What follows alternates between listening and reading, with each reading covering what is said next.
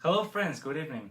Welcome one more time to our political analysis of late night show. Last time we were talking about ALARI. ALARI, Latin American Vision for Regional Agreements. It is important not only in a way for development of agreements in Latin America, but also for stop depending on greater potencies such as United States. Today we're going to talk about a specific case, Cuba's Chile Agreement, AC42. It was an economic complementation agreement with the objective of expand, diversify, and promote the commerce between both countries. It was signed on 1999 and it was started on 2008 because of the contract statements. So it was an agreement.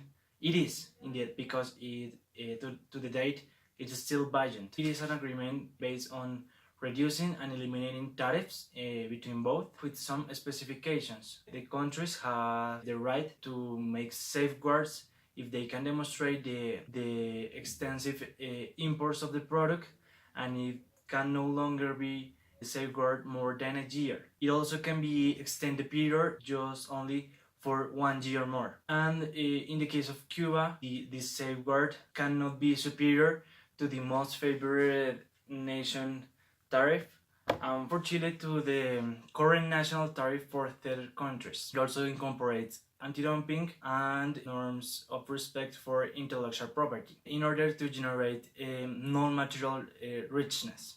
Also to complete the specifications of imports and exports richness. Also to complete the specifications of imports and exports on the zoo and phytosanitarian statements in order to import and export the products in optimal conditions. The agreement was being evaluated constantly in order if in any case the agreement needs to be modified, so it will be, and also to be evaluated that the agreement has been accomplish the goals that the both countries, Cuba and Chile, has been put on the agreement. Indeed, we have a record from an expert of ALARI talking about some specific points of the agreement in order to how it has been completed to today. Thank you, Juan David.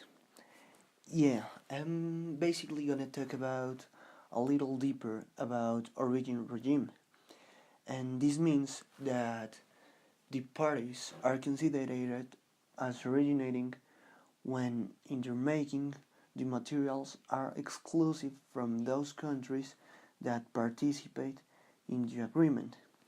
So in this case, the only two participants would be Chile and Cuba. However, when the merchandise are processed that just consist in assemblies, packaging, or division, are not considered origin regime. Yeah, we understand that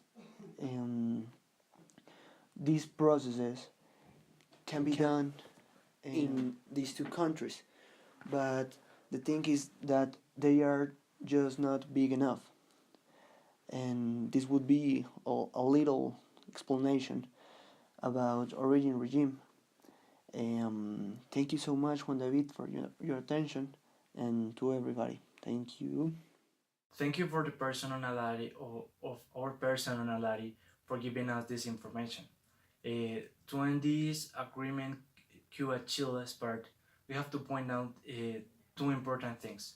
The first is the globalization and how it has given to Latin America the need of create an regional economy and stop depending on the greatest countries.